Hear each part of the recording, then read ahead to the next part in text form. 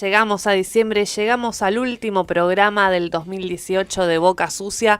Muy buenas tardes a todas las personas que nos escucharon durante todo este ciclo y a las que nos están escuchando por primera vez este día lluvioso en Río Grande, pero que igualmente abrazamos y aceptamos con mucho cariño acá en la mesa con mi queridísimo amigo y compañero de micrófono, Alfredo Isasmendis, y por supuesto la gente que hace la producción de Boca Sucia y que nos acompaña todos los lunes, Noelia Mangín y Elizabeth Furlano, que andaban por ahí, también Alejandro Gauna, que un par de veces también nos ayudó. Les queremos dar también la bienvenida este lunes. Alfred, ¿cómo estás? Buenas tardes a todos, ¿cómo están? Bien, primero, bueno, mi referencia futbolera es inevitable. Felicitaciones a todos los hinchas de River por la obtención de la Copa Libertadores de América jugada en el Santiago Bernabéu de Madrid. Felicitaciones. Felicitaciones a ellos, en buena hora, diría... Mi más sentido pésame para vos. Sí, bueno, son cosas que pasan, ¿viste? A veces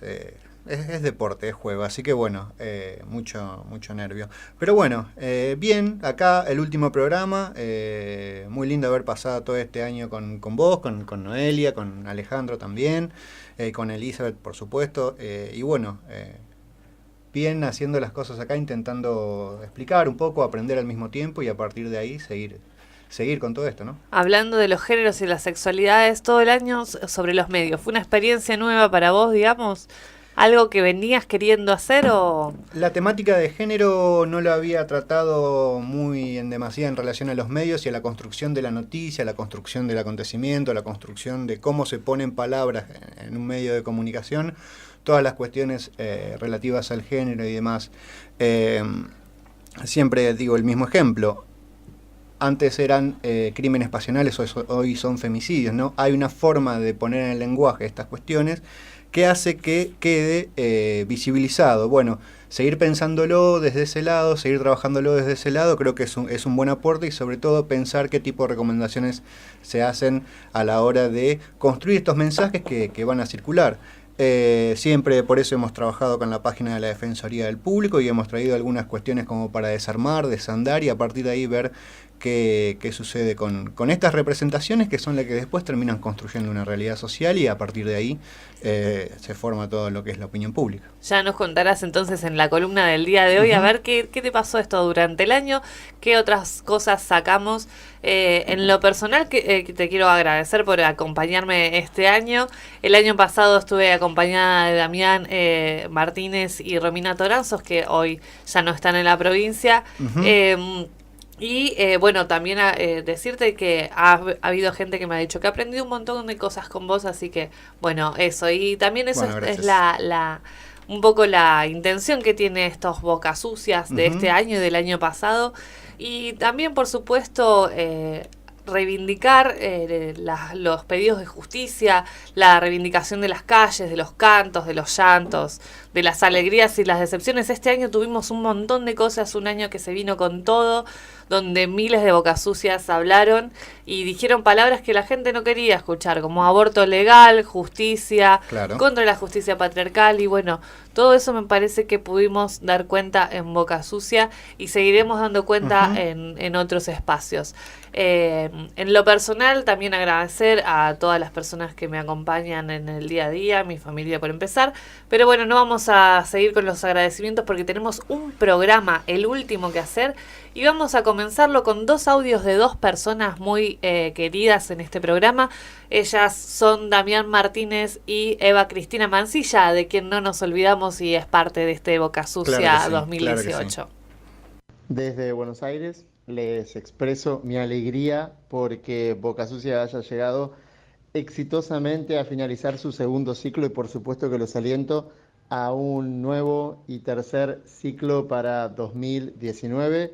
Saludos a quienes están ahí en el estudio, a Nadia y a Alfredo y a Noé y a Eli que están ahí detrás del vidrio, y un fuerte abrazo para todos ustedes. Haber estado en ese programa durante su primer ciclo fue un honor. Gracias, felicidades para ustedes y lo mejor para 2019.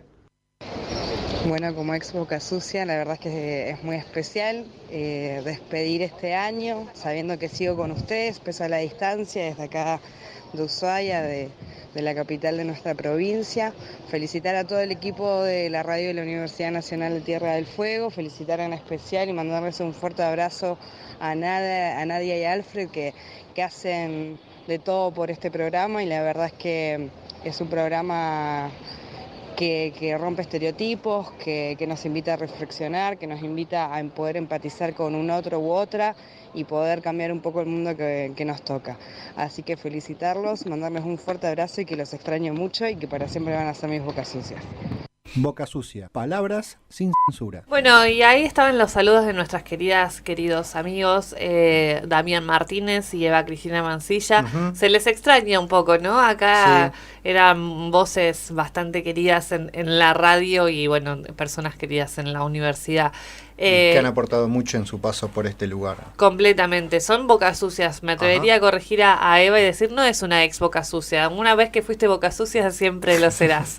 Y esto que decía ella y que decía también nuestra cortina, rompiendo moldes, reescribiendo historias, contando, repensando y deconstruyendo los estereotipos, es algo que intentamos hacer a lo largo de todo el año. Algunas veces nos salió mejor que otras, pero lo intentamos y en algunas ocasiones lo logramos. Quiero recordar especialmente en este primer bloque que comenzó siendo el área de biografías y de historias de vida, donde recorrimos en primer lugar la vida de María Abel, aquella anarquista uruguaya que luchó desde el año 1850 aproximadamente por la reivindicación de los derechos de las mujeres, pensarse ella como rioplatense, ¿no? Tanto desde Uruguay como desde Buenos Aires, dio una lucha que la verdad que construyó un camino esencial para las transformaciones del movimiento feminista. Recorrimos también las vidas de otras mujeres bien polémicas, como Margaret Sanger, quien es la fundadora de Planned Parenthood, esta asociación que este año fue nombrada de por todos lados, ¿no? Nadie sabía quién era Planned Parenthood ni quién era Margaret Sanger. También conocida como Parenthood. Como Parenthood. Exactamente, entonces Margaret Sanger, una figura bastante polémica, diría yo. Ella reivindicaba los derechos sexuales de las mujeres, los derechos reproductivos y no reproductivos, y era en su época vista como una defensora de estos derechos, pero también era una persona bastante polémica porque se la asociaba con la eutanasia y con el racismo en realidad. Así que polemiquísima esa figura, como fue polémico también la presencia de Planned Parenthood en todo lo que tiene que ver el debate con el aborto. ¿Recordás alguna de las biografías que te haya gustado más que otra, que hayas dicho, mira vos esta mina o esta persona, esta mujer, esta luchadora, que te haya llamado la atención, ¿no? Porque recorrimos como varios nombres bien diferentes. Varias aristas ahí del listado que estábamos viendo recién sobre todas las personas que hablamos, o que Eva estuvo hablando en el primer bloque del programa. Hay una que, bueno, digo, soy futbolero, no me voy a correr de ahí, ni me pienso correr de ahí. Entonces me recuerdo que una de las personas con las cuales, o sobre las cuales hablamos, era Ángela Lerena, una de esas mujeres que en un momento, o mejor dicho, en un lugar áspero, sí, como puede ser el periodismo deportivo, sobre todo el periodismo deportivo que cubre partidos y eventos de primera división del fútbol nacional, es un lugar bastante machista. La cancha de por sí es un lugar bastante machista. Solo basta ver algunos memes existentes en relación a la victoria de River sobre Boca y su analogía en relación a lo sexual y a lo que se dice en relación a eso, y que ella haya podido, a partir de su militancia en relación al feminismo y su argumentación sobre por qué ocupa ese lugar que ocupa, me parece que es una de las personas interesantes, sobre todo porque es una persona que quizás no, es una persona que es joven, no debe llegar a los 40, 45 años, y en ese sentido creo que tiene mucho más por dar, por aprender, por desandar y sobre todo por enseñar, ya que viene teniendo un camino recorrido muy interesante. Sí, me pareció bastante interesante la vida de ella, y aparte que es una persona que todavía está viva, ¿no? Muchas veces pensamos en las pioneras de el movimiento feminista, personas que ya murieron hace bastantes años, pero ella todavía sigue reivindicando el rol de las mujeres dentro y fuera de la cancha, ¿no? En este ámbito que vos bien decís que está masculinizado, y no solamente masculinizado, sino machista. Pero bueno, también tenemos que recuperar, reconocer a esas pioneras de antaño, como lo fue Paloma Efron, Blackie, la bien conocida Blackie. Cuando hablamos de radio, necesariamente tenemos que recurrir a la figura también bien recordada de Paloma Efron, y por qué no también de luchadoras tan reivindicadas como María Victoria Walsh o Virginia Bolten, Susana Chávez también, ¿no? Susana Chávez, aquella mujer que dijo por primera vez ni una menos, ni una muerta más. Esa mujer de la cual hoy nos por la cual nos empoderamos y nos apropiamos positivamente de este hermoso lema que ella propuso, ¿no? Y por qué no también de luchadoras también bien actuales como Vandana Shiva, que lucha. Cuando hablamos de interseccionalidad necesariamente tenemos que pensar en el rol de la mujer, en la mujer y la disidencia y las cuestiones de género en la naturaleza. Y también, por ejemplo, Laura Visco y Paola Ermentrout, que también generan un impacto y reivindican las figuras contra los estereotipos de género en ámbitos tan masculinizados. Y después también tuvimos en esta primera sección, cuando lamentablemente Eva tuvo que dejar de hacer Boca Sucia, tuvimos la necesidad de hacer hablar a otras personas, hacer hablar a otras voces, y ahí recuperamos entrevistas, ¿no? Sí. Hay entrevistas que por supuesto nos llenan el corazón, como fue la de Karina, la mamá de Víctor, el niño trans que vive en Tolwyn, y hay otras que nos llenan de poder, como la de Dora Barrancos. Les invito también a buscar cuál fue la entrevista que más les gustó, y si se quieren seguir sumando a las voces de Boca Sucia, todavía lo pueden hacer. Hoy es el último programa de el 2018, pero todavía pueden sumarse a estas voces de Boca Sucia, a nuestras redes de contacto, a nuestros contactos telefónicos, que son, ¿cuáles, Alfred? A utilizar todas las vías o las tecnologías de la información y la comunicación, que son, por un lado, el WhatsApp, 15 55 89 41, también pueden hacerlo a través de las redes sociales, como Facebook, Twitter o Instagram, @radio1tdf, y también, el canal de YouTube. Es interesante para poder recuperar algunas cuestiones propias de que hablamos acá, y que quizás si se pasan en el momento de 1 a 2 los lunes, pueden recuperarlo desde ahí. Personalmente quiero reivindicar este espacio de las entrevistas, porque me parece que tenemos que poder construir nuestro lugar, ¿no? ¿Qué dice Tierra del Fuego sobre los géneros y las sexualidades? ¿Qué identidades, qué sexualidades, qué fuerzas, luchas y reivindicaciones aparecen? Por eso también le tengo que agradecer personalmente, y Boca Sucia, siempre serán Bocas Sucias, a Solange Verón, a Nadia Finke, a Karen Villanueva, a Elida Reichi, a Pablo White y a Cecilia Jacobino, a Denise Serra, Bárbara Pazanaya, una queridísima ya amiga frecuente de Boca Sucia, Dexter Real también, otro que viene pisando 2 veces el mismo palito, ¿no? Ya los metimos en el estudio, no los vamos a sacar nunca más. Nada. Así que Rocío González y Maximiliano López, que no puedo creer que haya sido el primer año que pisaban Boca Sucia, así que tampoco los vamos a sacar ni del estudio ni de nuestros corazones. Cada una de estas personas nos trajo diferentes perspectivas sobre lo que se está trabajando en Tierra del Fuego respecto a géneros y sexualidades.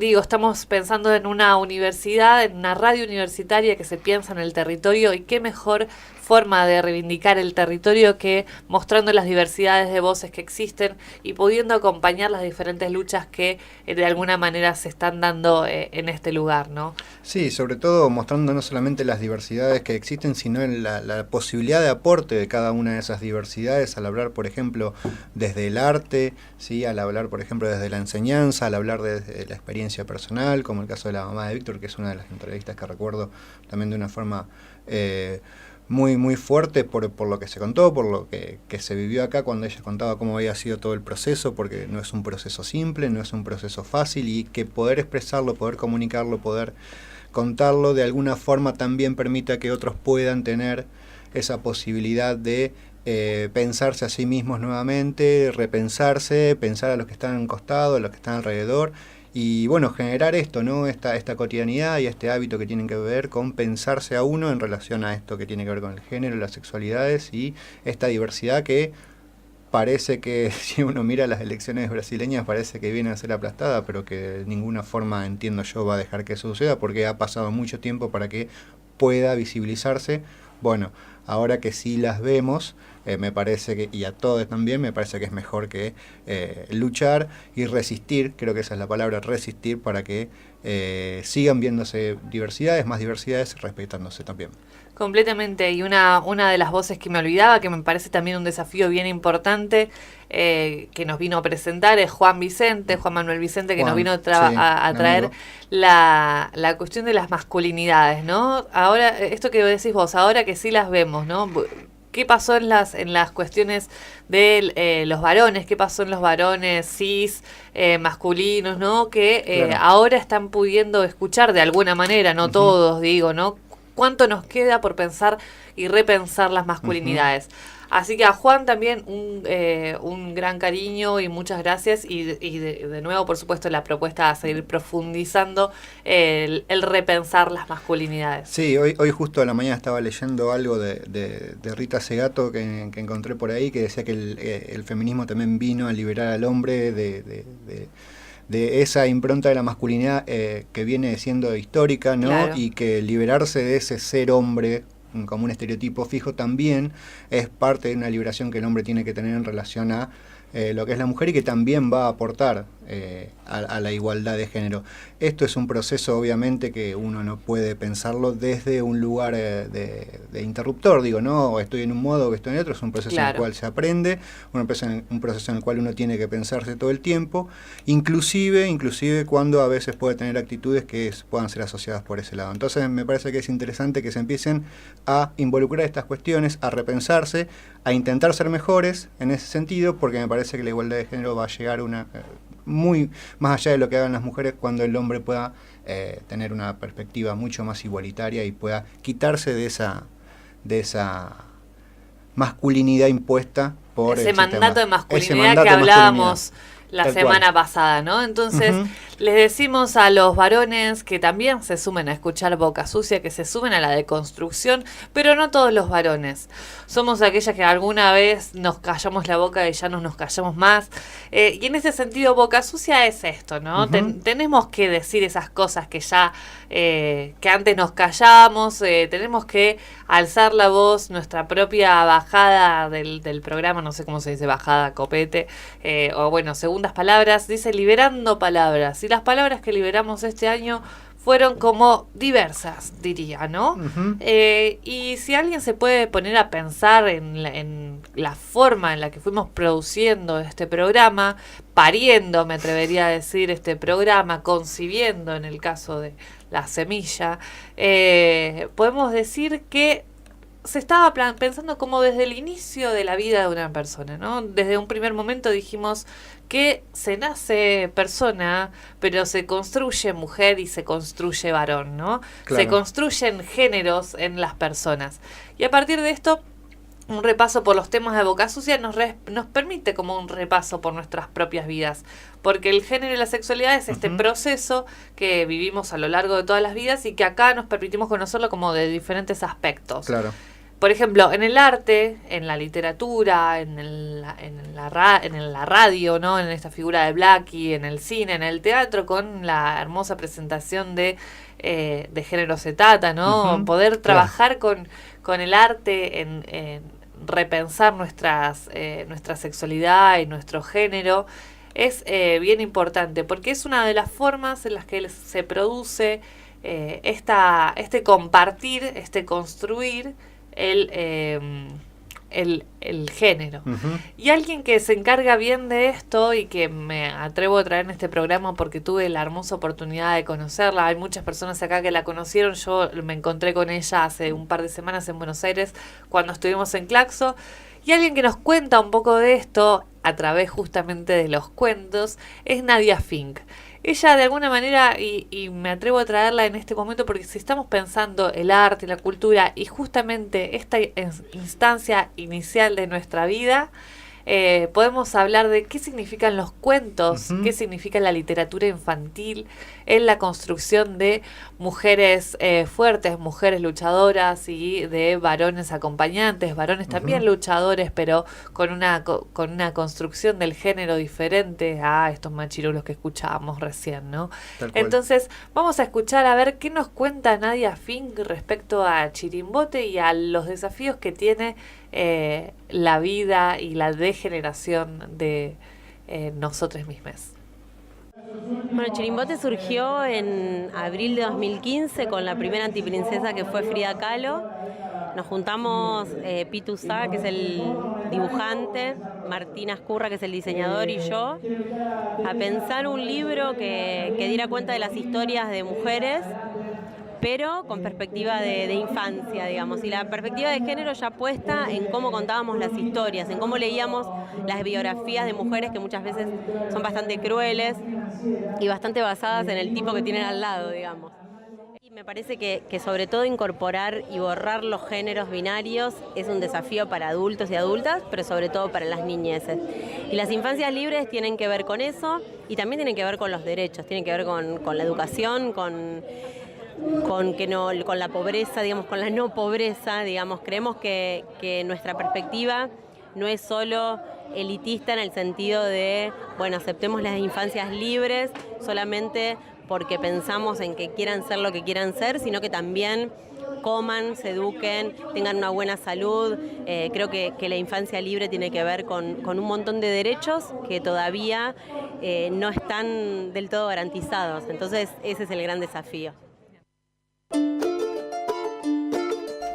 Ahí escuchábamos entonces a la querida Nadia Fink, que desde esta producción literaria con sus compañeros Martín y Pitu, como dijo, intentan darnos herramientas a las personas adultas y para acompañar a las niñas en el crecimiento. Me parece que si nosotras hoy podemos decir de que nos sentimos como mujeres y personas en deconstrucción, es porque de alguna manera no solamente lo aprendimos de niños, sino de grandes, sino que de niños también nos dábamos cuenta de que algunas cosas no estaban del todo bien. Porque siendo niña tengo que querer el rosa, querer ser princesa. Porque siendo niño tengo que ser fuerte, tengo que no llorar, ¿no? Esta construcción de las masculinidades y las feminidades necesariamente es importante en la crianza, ¿no? Y a partir de la crianza también estuvimos disputando espacios tan importantes como lo son para la crianza. Por ejemplo, el caso de la educación, ¿no? ¿Cuánto tenemos para decir respecto a la educación en la actualidad, ¿no? Por ejemplo, en la ESI, ¿no? ¿Cuánto tenemos para discutir respecto a la ESI hoy? Sí, cuánto tenemos para discutir, cuánto tenemos para implementar, cuánto tenemos para seguir charlando, también cuánto tenemos que abrir la ESI no solamente en las instituciones formales de educación, sino también en los centros barriales y demás lugares que permitan una socialización mayor de todo lo que es la educación sexual integral. Tenemos que, aún así, y en esto, digo, recién vos decías esto y me acordaba del chico gay que expulsaron junto a sus compañeros en un colegio católico de Salta por ser gay, porque claro. Entonces, bueno, cuánto hay que aprender y cuánto la educación también tiene que ver en esto y qué implica la educación, ¿no? Porque esto que acabo de contar pasó en un colegio católico que imparte sus propias ideas, y después una cosa también es el colegio estatal, que es laico y tiene que ser el motor de este tipo de cambios, porque obviamente una educación religiosa creo que tampoco se puede negar a aquellos que quieren tenerlo. Este año, cuando hablamos de aborto, hablamos de educación sexual para decidir, ¿no? Esta educación sexual, claro, que es tan relevante para todas las esferas de nuestra vida. No hablamos simplemente de la anticoncepción y de la contra en la transmisión de enfermedades venéreas. También hablamos de querernos y amarnos y respetar nuestro cuerpo y respetar a la otra persona por más de que sea diferente, ¿no? Pienso en esta movida impresionante que comenzó este año con Mis hijos no te metas. Sí.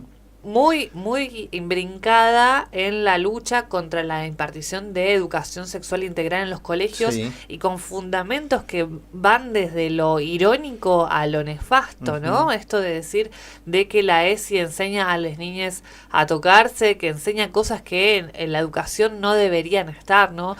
Y en ese sentido yendo muy en contra de lo que dispone no solamente la ESI en tanto contenido, sino en lo que dispone la construcción de los géneros. Con Mis hijos no te metas no es simplemente una bandera de a mis hijos los educo yo. Es una bandera de en contra de la reivindicación de los derechos sexuales y reproductivos, en contra de la diversidad sexual y de género, es en contra de todo este movimiento que de alguna manera estamos tratando de sostener y de reivindicar y de luchar por la libertad de las personas. Sí, y además es una forma de aislar, me parece, a personas en formación, en educación, es aislarla de una comunidad en la cual también van a participar. Digo, cuando uno piensa en estas cuestiones de con mis hijos no te metas, yo estoy pensando también en un chico o en una chica que quizás no tenga las herramientas necesarias para darse cuenta cuando está siendo abusado. Totalmente. O abusada, ¿no? En pensar todas esas herramientas que el chico adopta de alguna forma, o que el niño o la niña adoptan en este momento, para pensar si está obligado a darle un beso a alguien por más que quiera o no quiera. Claro. Digo, hay muchas cuestiones ahí que también tiene que ver y que es parte de la socialidad, porque yo he leído por ahí que decía los hijos no son propiedad de los padres, son sujetos de derecho, y a partir de ahí el Estado tiene que velar por eso.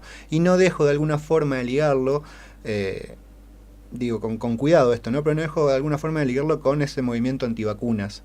Claro. ¿No? Quizás tiene un poco que ver en relación a con mis hijos no te metas, mi hijo no quiero que lo vacune, pero bueno, ¿cuánto riesgo se pone alrededor? Es como una vacuna contra la Claro, pero además, si un chico no se vacuna, no es solamente ese chico quien tiene el problema de, enfermarse y demás, sino todo lo que está a su alrededor.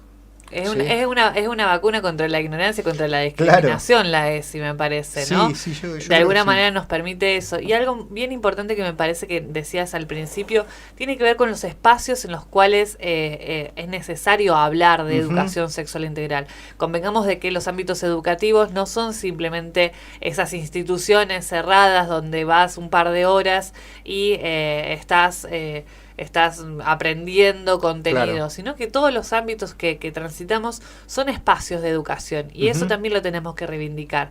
No esperar que el Estado y que sea el colegio el que haga todo, sino también comprometernos nosotras como ciudadanas, como personas, con la educación sexual integral. Y en ese caso también tenemos la posibilidad de pensar y repensar la educación. Estuvimos hablando de repensar la economía. Bueno, repensemos la educación a partir de, por ejemplo, la educación popular. Vamos a escuchar una grabación que también afortunadamente saqué de Claxo. Me encontré con un montón de gente muy hermosa en ese lugar, y me encontré con Mirta Israel, que pertenece a la organización Pañuelos en Rebeldía, que hacen, no digo que intentan porque lo hacen educación popular y feminista. Así que vamos a escuchar qué tiene para decirnos Mirta. Y nosotras venimos intentando practicar una educación popular feminista, porque no hay vuelta atrás con ese tema, porque no hay forma de revolucionar y revolucionarnos si no es atravesando la despatriarcalización, si no es construyendo feminismos diversos, populares, comunitarios, no feminismos colonizadores, como también los hemos vivido. Entonces, no hay forma, entendemos hoy, por lo menos desde nuestra práctica, de avanzar en una educación popular si no es a través del feminismo. Y también de la decolonización y también de la despatriarcalización. Son elementos que nos atraviesan profundamente, que si no se modifican, si no los cambiamos al mismo tiempo que intentamos cambiar el sistema capitalista, vamos a terminar reproduciendo lo mismo.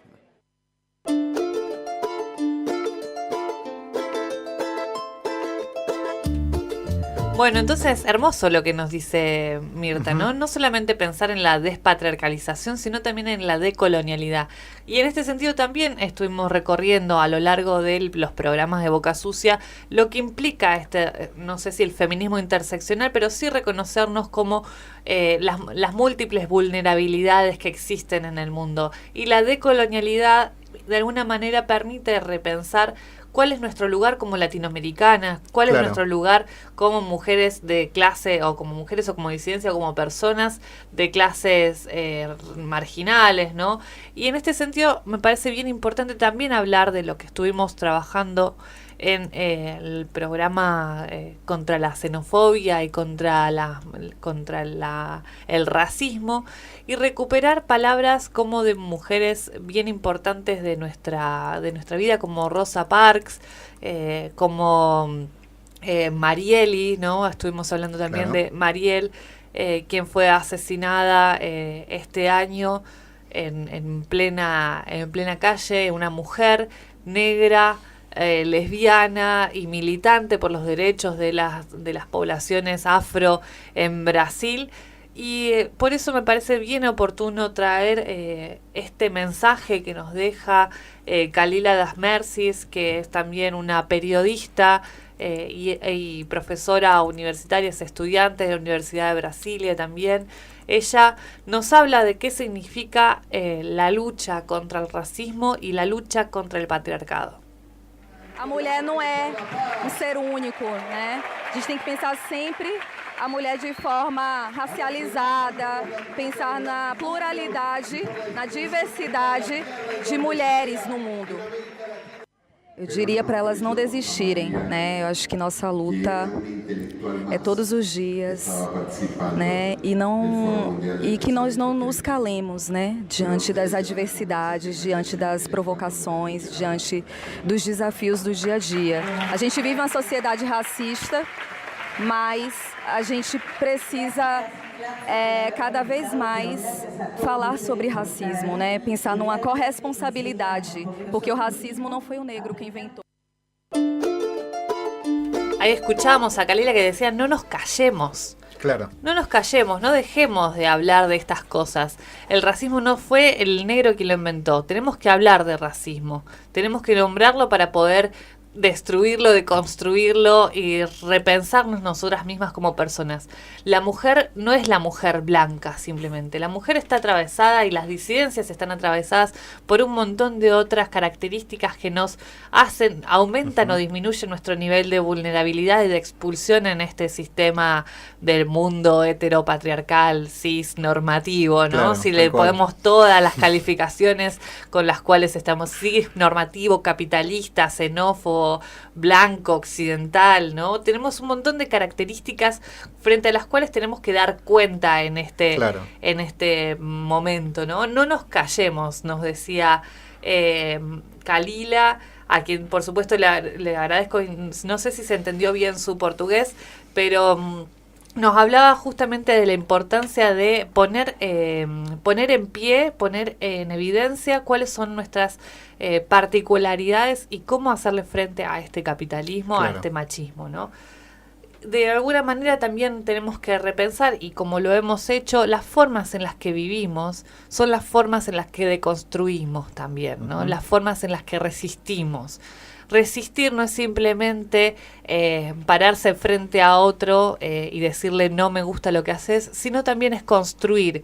Y eso lo pudimos ver en, por ejemplo, los programas que trabajamos con economía popular. Claro. Le hacemos frente al capitalismo, resistimos frente a este capitalismo, pero lo hacemos también desde la construcción, desde la puesta en evidencia de que otro mundo es posible. Claro que sí. No sé si, bueno, cuando hablamos de del periodismo popular, otras formas de decir lo que estamos queriendo decir. Lo que vos decís con unas palabras, nosotros lo podemos decir de manera diferente, ¿no? Sí, y además también hay vías alternativas, y esta palabra no es, digamos, azarosa, sino que hay vías alternativas a la hora de imponer una agenda mediática que implique también repensar estas cuestiones y poner estas palabras, porque uno lo puede decir en su casa y está muy bien, uno lo puede decir con sus amigos o amigas y está muy bien, pero a la hora de llegar quizás a un lugar un poco más amplio de la percepción y del sentido, me parece que es interesante pensar en aquellos medios de comunicación masivos, pero quizás que también con una perspectiva alternativa que permitan poner estas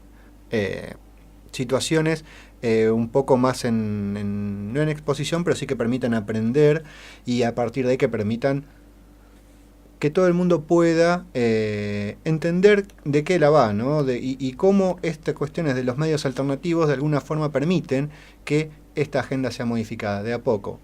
Hoy por hoy tenemos una ley desguazada en relación a la comunicación pública, sí, que hace que sea muy difícil que los medios alternativos empiecen a tener el mismo envión que tenían hasta hace 3 o 4 años.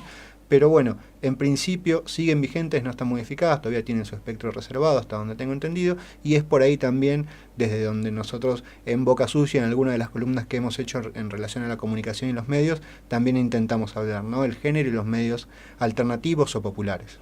La verdad es que esta repensar y construir otra forma de mundo posible fue algo que se trabajó fuerte en Claxo, y yo me tomé el atrevimiento de preguntarle a Juan Carlos Monedero, el integrante y profesor universitario, integrante de Podemos, esta organización que salió del movimiento de los indignados en España, y profesor universitario que, bueno, vino a presentar qué es este otro mundo posible. Me atreví a preguntarle cuál era el rol que tenían las mujeres en esta transformación. Vamos a escuchar qué nos dice.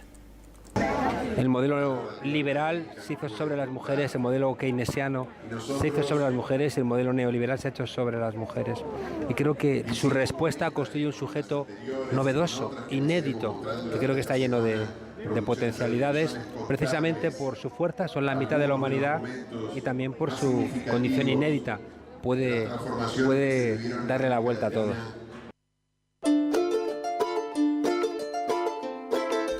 Démosle vuelta a todo, como dice Juan Carlos Monedero. Me parece que esto que empezó no puede acabar. También un poco lo que nos decía Mirta Israel respecto a la imposibilidad de volver atrás, ¿no? Si hay algo que aprendí este año, de que ya no hay vuelta atrás, y lo he escuchado de varias personas, así que aquellos y aquellas que creen que el movimiento feminista es algo aplacable, que la disidencia se va a callar, de que vamos a seguir siendo mujeres sumisas y devotas y vamos a mantenernos en el closet, ya no va a suceder.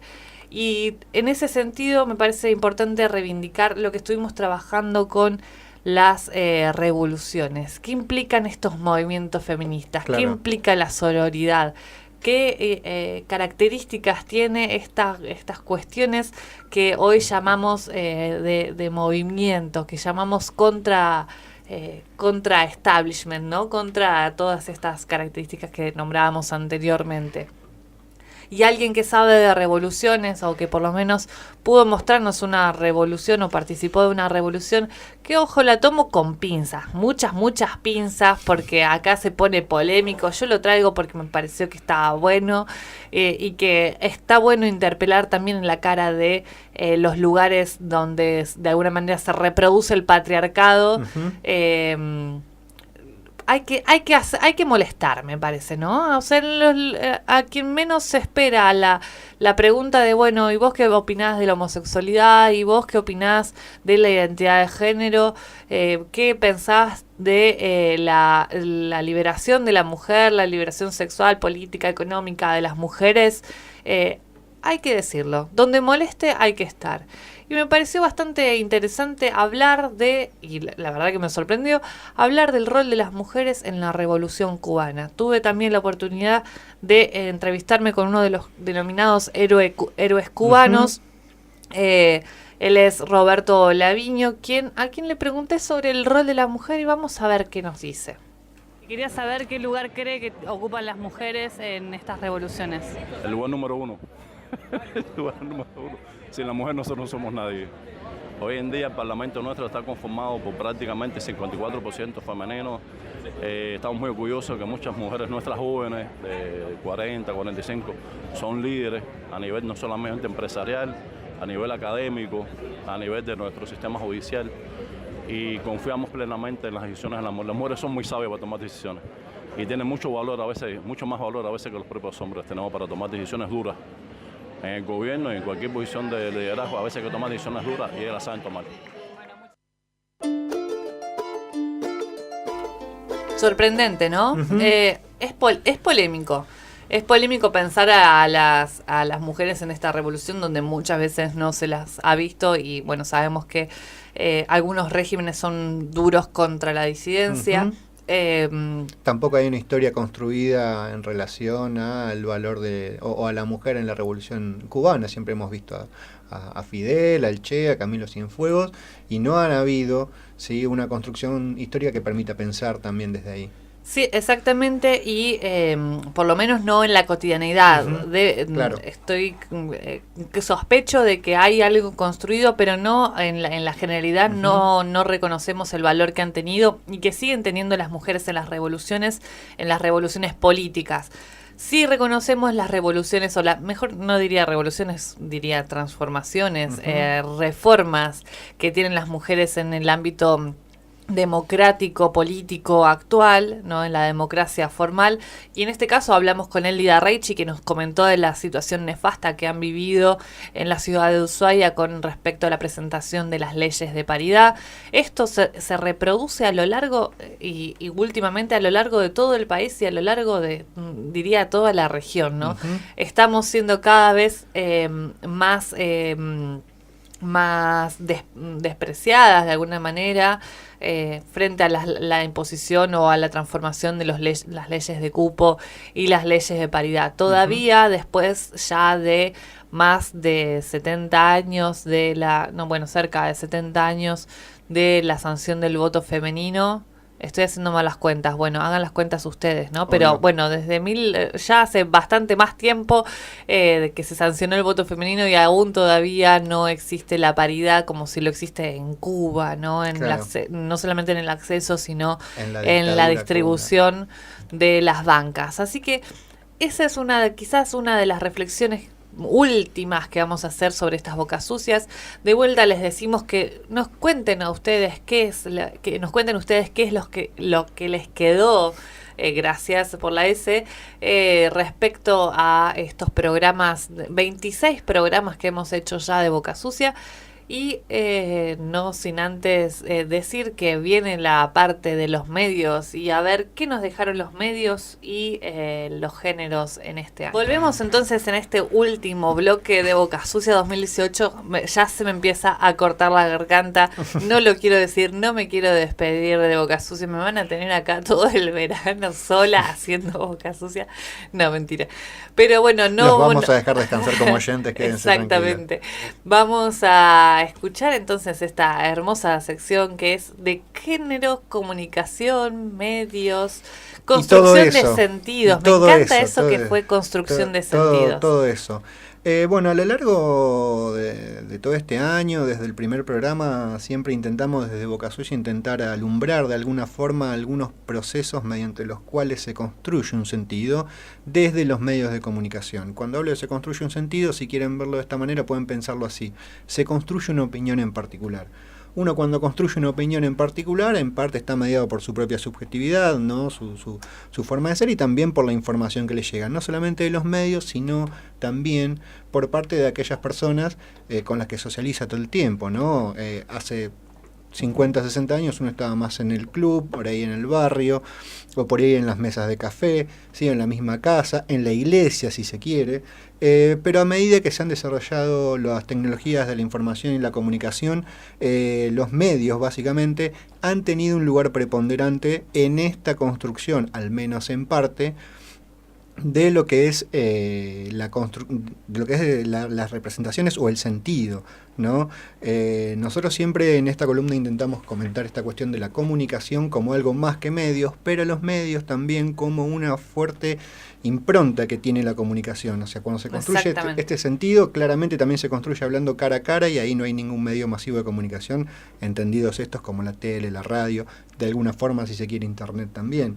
Bueno, a partir del avance en estos medios últimos que acabo de mencionar, y a partir también de sobre todo lo que es internet, que un poco hace que converjan la tele, la radio y el diario, si se quiere, también es como, y sobre todo por un detalle que a veces no se ve tanto, pero es también el desarrollo tecnológico en relación a los dispositivos, ¿no? Sería muy distinto si solo pudiéramos conectarnos a internet desde nuestra casa, pero no desde del lugar donde estamos, o a través de la movilidad de los celulares, ¿no? Entonces, de pronto, el ser humano, de pronto en un proceso, sí, me animaría a decir de pronto, si uno empieza a ver el tiempo histórico y en cuánto pasó esto de los celulares. Yo me acuerdo que el uso masivo de celulares se dio en no más de 15 años, 20 años, ¿no?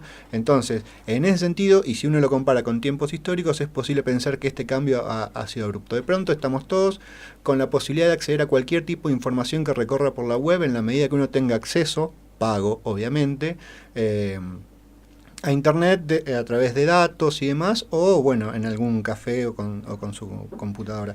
En este sentido, el género no deja de entrar en toda esta licuadora, en toda esta vorágine que tiene que ver con esa construcción de sentido, y obviamente hay ciertos formatos que de alguna forma, valga la redundancia, intentan o son más importantes o tienen mayor presencia en la agenda cotidiana, también teniendo en cuenta si son medios hegemónicos o no, pero digo, tienen mayor presencia en la agenda en la agenda cotidiana, ¿no?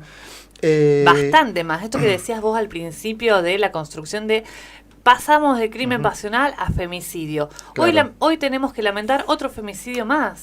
Y todos los días, ¿no? Cada 27 horas, y se tiene que decir. Y los medios hablan de eso, ¿o no? Si mal no, creo que hubo más de uno hoy. De hecho, yo me sorprendí porque de la mañana escuché de uno en Lobos, el pueblo donde vive toda mi familia, la ciudad donde vive toda mi familia, en provincia de Buenos Aires. Entonces me impactó por demás porque es mucho más cercano. Pero bueno, también eso acompaña no solamente el cambio de denominación en los medios de comunicación, sino también acompaña con desde el marco legal, porque creo que el femicidio también hoy es una figura que antes no existía, y es un cambio que tracciona a otro, y así un poco también el sentido se va construyendo, no solamente de los medios de la comunicación, o en un diálogo constante entre los medios y la sociedad, si se quiere, pero que permite, por ejemplo, que se modifique esto del código en relación a la palabra femicidio, a cumplirla, de que tenga directamente esto de lo que siempre venimos hablando en relación a la violencia de género. Yo hablaba recién de diferentes formatos, y si hay algo que nosotros venimos consumiendo todo el tiempo, si hay algo que nosotros nos llegan directamente, si hay algo que nosotros estamos al tanto, es sobre el carácter noticioso, ¿no?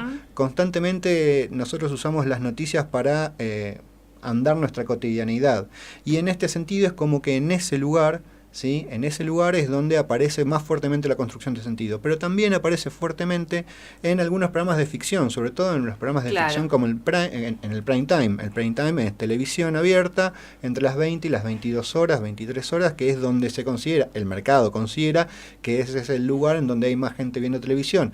¿Por qué hay más gente viendo televisión? Y porque acaba de salir en su mayoría del trabajo. O sea que, dirían Adorno y Horkheimer, todo está, estos muchachos de la industria cultural y la esclavitud del capitalismo, todo está armado como para que uno vaya de la casa a la tele y de la tele a la casa. En este sentido, vamos a resaltar esto en este poco tiempo que me queda, de una serie romántica, ¿sí? Argentina, que se llama 100 días para enamorarse, y que a través de ciertas cuestiones, que me parece interesante pensarlas, se incluyeron en agenda algunas temáticas que quizás escapan o van por el costado en relación a lo que es el contenido informativo o noticioso, ¿sí?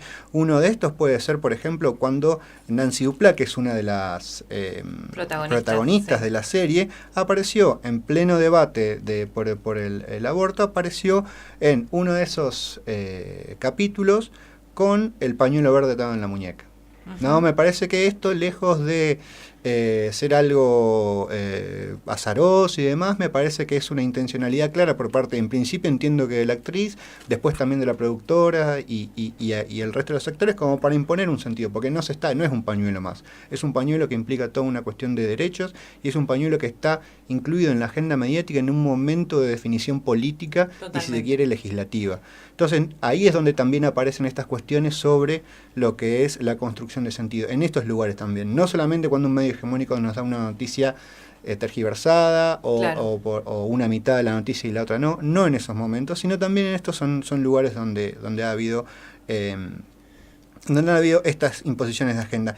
Y después, bueno, como para cerrar, simplemente espero que estas columnas que estuvieron a lo largo de este año le hayan permitido a quien las escuchó, por lo menos hacerse al menos una herramienta para empezar a leer los medios de comunicación en esta clave, ¿no? En esta clave de construcción de mensaje, en esta clave de entender lo que es un poco el análisis del contenido, de lo que ahí hay, y en esta clave de lo que uno tiene que pensar en relación a que no es neutral lo que dice la tele. Totalmente. ¿No? Mucha gente dice, no, bueno, pero si está en la tele. Bueno, pero si está en la tele, la diferencia es que está en la tele. O si salen los medios, la diferencia es que salen los medios. En esta época, uno ya como consumidor de medios de comunicación tiene que ser crítico a la hora de pensar qué programa está viendo y por qué, y después mirar lo que quiera, pero también aprender a analizarlo en esa clave. Y si a lo largo de este año les ha quedado al menos una de todas las cosas que yo dije acá, la verdad que este objetivo fue más que cumplido. En principio, bueno, y me queda muy poco tiempo, pero no voy a dejar de otra vez agradecer a Nadia por la oportunidad de estar acá y compartir estos momentos con vos y con todos los oyentes, a todo el equipo de producción, también a él y a Noé y a Ale, que han estado todo el tiempo ayudándonos y bancándonos, sobre todo a mí, en llegar con las cosas a último momento, que es mi gran habilidad. Así que bueno, nada, espero, como les dije, y con esto cierro, al menos una cosa, alguna herramienta para leer los medios, con eso ya se hayan quedado, para mí es suficiente. A mí me parece que la columna esta nos enseñó a todas y a todos a mirar a los medios con otros ojos, a ponernos las gafas violetas cuando estamos trabajando cuando estamos enfrente de una pantalla, escuchando la radio, produciendo contenido también. Me parece que es bien importante todo lo que nos has enseñado, así que te agradezco a vos. Por favor. Gente, nos queda 1 minuto de Boca Sucia en el aire y ya nos tenemos que despedir. No queda otra. Nuevamente, gracias a todas las personas que nos acompañaron este año y que nos acompañaron ya desde el año pasado, a todas las personas que siguen siendo Boca Sucias y a todas las personas que lo serán. Puño en lucha, porque lo que viene es tremendo. Feliz fin de 2018, hermoso comienzo de principio de 2019 para todas y todos y todes, a seguir deconstruyéndonos, a seguir repensándonos. Puño en lucha, puño en alto, porque todos somos Boca Sucias.